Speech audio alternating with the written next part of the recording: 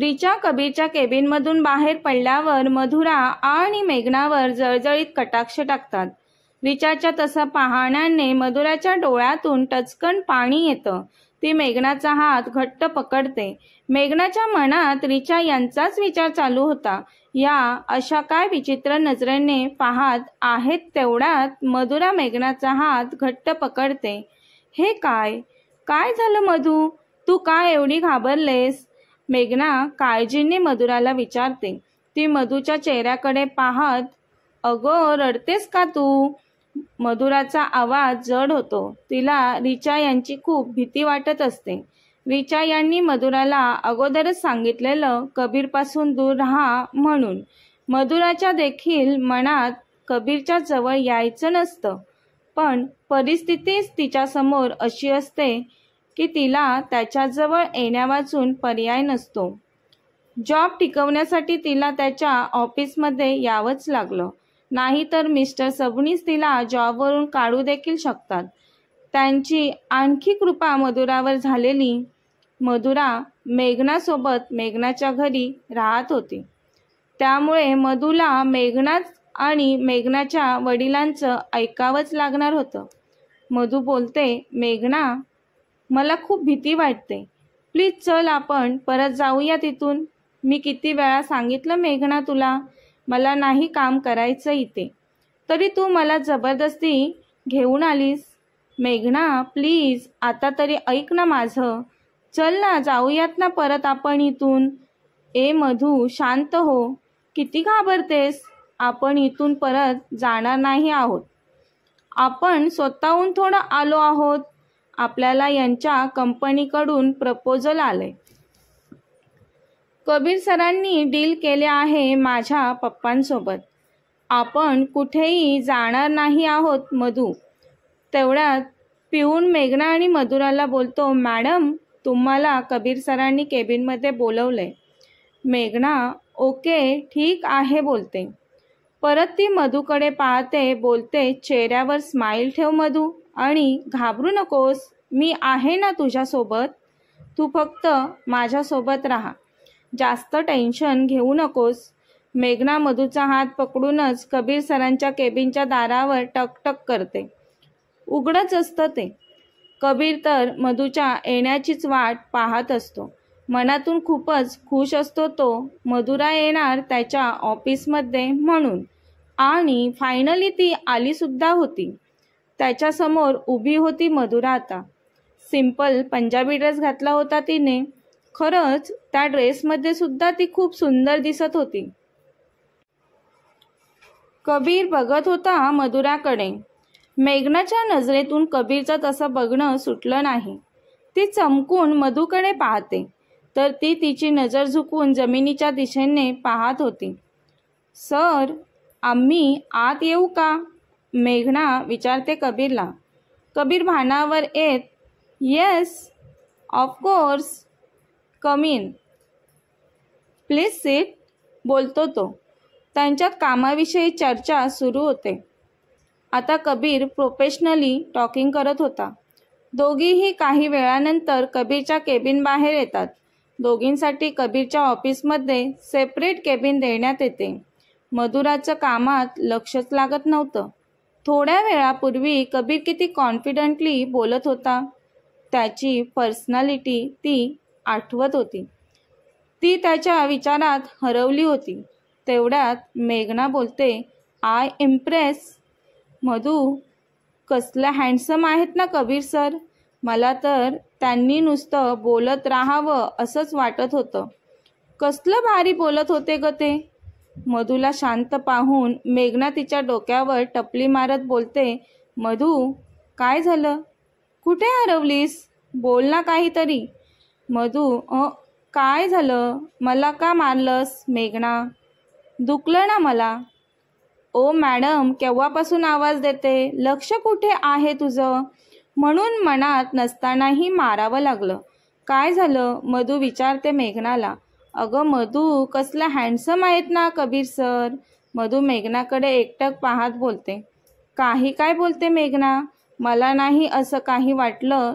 तू ना मधू, तुला काहीच कळत नाही. जाऊ देत. मी पण कोणाशी बोलते?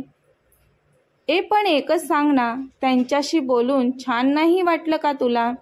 मला का छान वाटेल? मधू बोलते. कामाविषयी बोलत होतो ना आपण.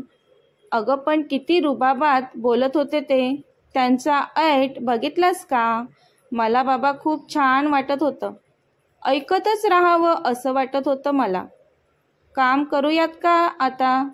मधू मेघनाला बोलते. कसली आहेस ग तू, माझी मैत्रीण बोरिंग. आता दोघी कामाला लागतात. दुसऱ्या दिवशी मेघनाला ठीक वाटत नसल्यामुळे ती नाही येत कबीरच्या ऑफिसमध्ये. म्हणून आज फक्त मधू आलेली कबीरच्या ऑफिसमध्ये. कबीरचा सेक्रेटरी विक्रम काही फाईल्स मधूच्या टेबलवर आणून ठेवतो. मॅडम, या फाईल्स वाचून झाल्यावर या फाईल्स कबीर सरांकडे घेऊन जा.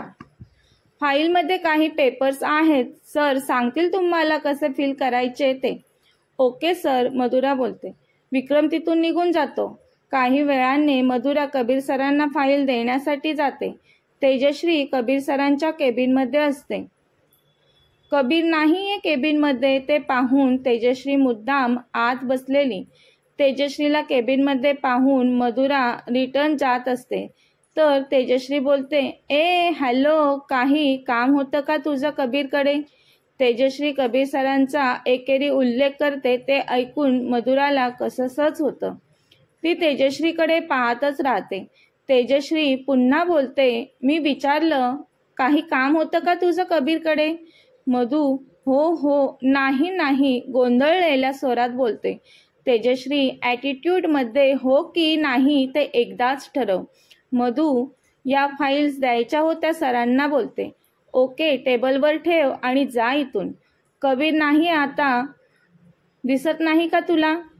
तेजश्री असं बोलल्यावर मधू पटकन फाईल्स कबीर सरांच्या टेबलवर ठेवून तिथून निघून जाऊ लागते. तेवढ्यात बाहेरून आत येणारा कबीर धडकतो मधुराला आणि ती त्याला मधुरा कळवळते. आऊच, पुटपुटते ती. मधुरा तोल जाऊन पडणार असते तसा कबीर मधूच्या कमरेत हात घालून जवळ ओढतो. तशी ती त्याच्या भारदस्त छातीवर जाऊन आदळते. हे सगळं इतक्या जलद गतीने झालं की तिला काही समजलं नाही. बी केअरफुल मधू, कबीर काळजीने म्हणाला. कबीर मधूच्या डोळ्यात बघत होता. तीही क्षणभर त्याच्या डोळ्यात हरवली. पण लगेचच भानावर येत तिने नजर चोरली. खूप घाबरली मधू. घाबरून ती त्याच्यापासून दूर होऊ लागली. तोंडातून एकही शब्द निघत नव्हता तिच्या. तिचे केस त्याच्या शर्टमध्ये अडकल्यामुळे तिला दूरही होता येईना. तिला दुखू लागलं, वेदना होऊ लागला. तिने भरलेल्या डोळ्यांनीच त्याच्याकडे पाहिलं. दोघांची नजरानजर झाली. तिने केसांना सोडवण्यासाठी हात त्याच्या शर्टवर ठेवले. त्याला तिचं असं जवळ येणं, त्याला स्पर्श करणं खूप वेगळं फील होत होतं. तिने तिची नजर खाली झुकवली आणि त्याच्या शर्टच्या बटनमध्ये अडकलेले तिचे केस काढत होती. तेजश्री मनातच, कबीर फक्त माझा आहे, कबीरपासून लांब राहा, बघून घेईन तुला, असं बोलत होती. मधूने तिचे केस सोडवले आणि ती तिथून पळतच तिच्या केबिनमध्ये गेली. आता कबीर तेजश्रीला समोर त्याच्या केबिनमध्ये पाहतो. खूपच जास्त राग येतो कबीरला तेजश्रीचा. तू माझ्या केबिनमध्ये काय करतेस? कबीर ओरडतो तेजश्रीवर. उगाचच टाइमपास करायला आलेली ती, त्यामुळे तिच्याकडे उत्तर नसतं. ती खाली मान घालून निघून जाते तिथून. इकडे मधूचे श्वास वाढलेले, छातीत धडधड होत होती, डोळ्यातून अश्रू येत होते. माहीत नाही, पण मधूला तेजश्रीला कबीरच्या रूममध्ये पाहिल्यामुळे खूपच रडू येत होतं. कबीर त्याच्या चेअरमध्ये रेलून बसलेला आणि फक्त मधूचाच विचार करत होता. आज मधू एकटी कशी? तिची फ्रेंड्स नव्हती तिच्यासोबत. टेबलवर ठेवलेल्या फाईल्स बघतो कबीर. पण त्याला आता मधूला काहीच त्रास द्यायचा नव्हता. हे काम करूयात नंतर, तो स्वतःशीच बोलतो. संध्याकाळी ऑफिस सुटलं. मधू तिचं दिवसभरातील सगळं काम आवरून घरी जाण्यासाठी निघते. आज मेघना नव्हती, त्यामुळे तिला बसने जावं लागणार होतं. मधू एका ताईंना विचारते, हॅलो, 1 नंबर बस गेली का? तिला कळतं थोड्या वेळापूर्वीच बस गेली. पाऊस पडायलाही सुरुवात झालेली आता. ती तिची ओढणी स्वतःभोवती गुरफटते. खूप वेळ बसची वाट बघत थांबलेली असते मधू, पण बस काही येतच नव्हती. आता ती बरीच भिजलेली. तेवढ्यात तिला समोरून आवाज आला, मधू. तिने नजर वर करून पाहिलं तर समोर कबीर होता. ती काही न बोलता त्याच्याकडे फक्त पाहत उभी असते. तू इथे काय करते? पुन्हा बोलतो तो तिच्याशी. आता बोलते ती हळुवारपणे, घरी चालले. तो बोलतो, सॉरी, ते कामाच्या गडबडीत मी विसरलो तुला विचारायचं, घरी कशी जाणार आहेस ते. चल बस पटकन कारमध्ये. तिला खूपच ऑकवर्ड फील होत होतं. ती पूर्णपणे भिजलेली असताना कारमध्ये कशी बसणार म्हणून. ती जमिनीकडे पाहतच नाही, नाही, नको सर, बोलू लागली. मी जाईन बसने.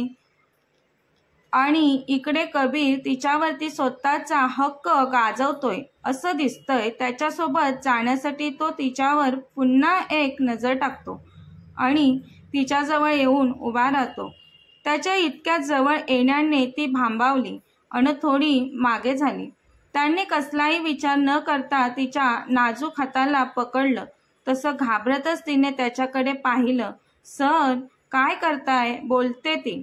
मधू, चल, सोडतो मी तुला घरी. त्याच्या नजरेत तिच्याविषयी प्रेम होतं. तो तसाच तिला कारमध्ये बसवतो. तीही काही बोलू शकली नाही. आधार वाटला तिला त्याचा. एकटी होती ती तिथे म्हणून. जाते ती त्याच्यासोबत. कारमध्ये बसल्यावर तिचं अंग थरथर कापत होतं. थंडीने कुडत होती ती.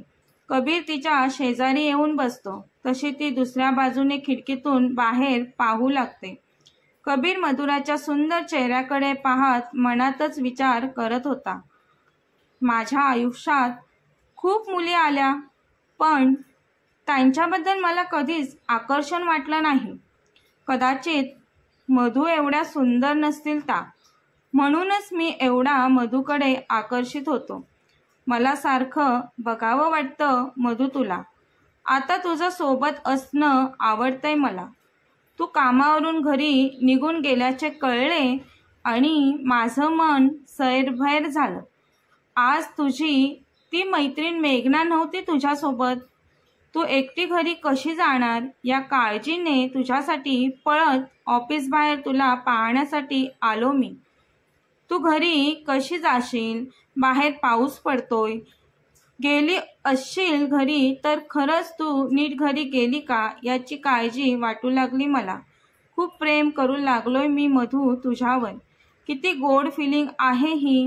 मधू, तू कधी माझा विचार करणार? तेवढ्यात मधुराला जोरात शिंक येते. कबीर त्याच्या मनातील विचारातून बाहेर येतो. त्याला तिची काळजी वाटते. तो लगेचच त्याचं जॅकेट काढून मधुराला घालायला सांगतो. अगोदरच थंडीने कुडत असते ती, म्हणून तीही त्याला नकार न देता जॅकेट घालते. काही वेळाने कार सबनीसांच्या बंगल्याबाहेर येऊन थांबते. तशी मधुरा कारमधून पटकन उतरून कबीरकडे न पाहता जाऊ लागते. घाईत जाणाऱ्या मधुराला पाहून कबीर पटकन मधुराचा हात पकडून बोलतो, मधू, थँक्स नाही बोलणार? थँक्स नाही, ॲटलिस्ट बाय तरी बोल मला. मधू थँक्स सर, बाय बोलून जाऊ लागते. तिला कधी एकदा कारमधून उतरून बाहेर पडते असं अवघडल्यासारखं झालं होतं. कबीरने अजून मधूचा हात सोडलेला नसतो. ती तिचा हात त्याच्या हातातून काढून घेत बोलते, सर, माझा हात. कबीर बोलतो, एवढी कसली घाई आहे मधू तुला? सर, प्लीज सोडा माझा हात. घर आलं माझं.